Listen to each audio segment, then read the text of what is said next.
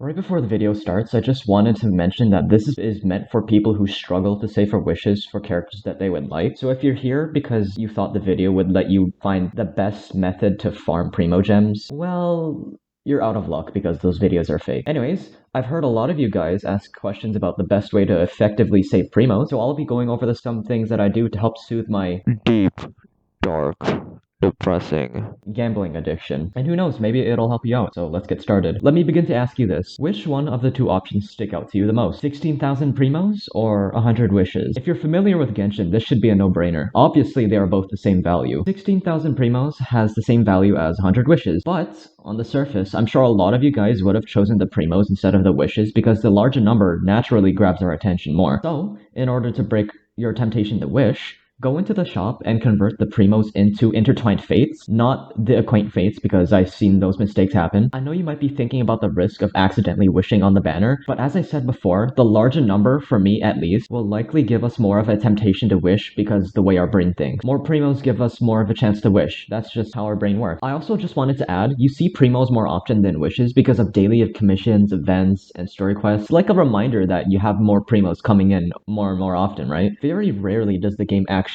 give you fates to wish on a banner. And the more times you see primos, the more often it gives you the feeling to wish. You could also just not open the wishing UI in the game.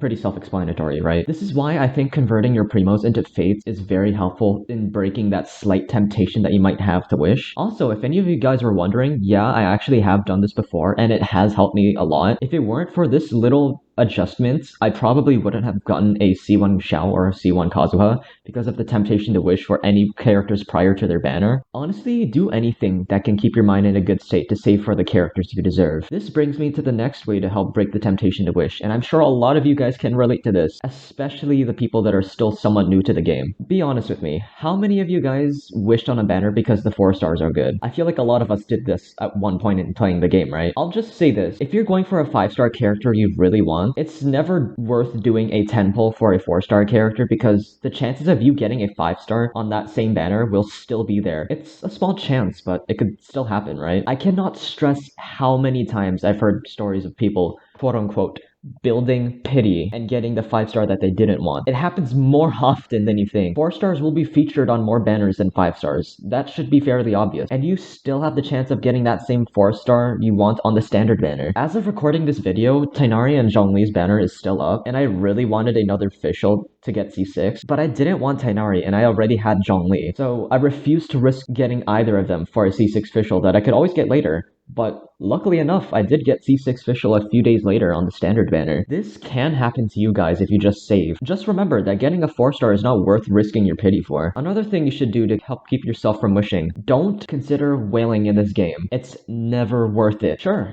it's fine if you spend a bit of money on a game that you enjoy. It's your money, and you get to choose how you spend it. But you gotta know your limit. If you're considering spending hundreds or even thousands on a character because you lost 50-50 or built pity by accident, I don't know how you would manage that. It's like you're letting the game win. And you don't want the game to win, because if you do, this will likely give you the feeling to spend more, and it becomes an endless rabbit hole of gambling. I know there's gonna be some nuthead in the comments saying, just don't wish, it's just that simple. Bro, when the concept of gambling is in a game like Genshin, there are so many people that would like to swipe. There's a reason why people view gambling as a negative thing. It's an addiction, and addictions are very bad to get into because they can start to develop very bad habits. On a side note though, it's better to start saving early for a character that you would like, because I don't know if it's just me, but once you start saving, it becomes a lot easier for you to resist that urge to gamble, or wish even. Anyways, thanks for watching everyone. I hope these tips help you to save for the characters you want in the future. Remember to like and sub to help out the channel. Feel free to join the Discord. Have a good night and day wherever you're at, and I'll see you all next time.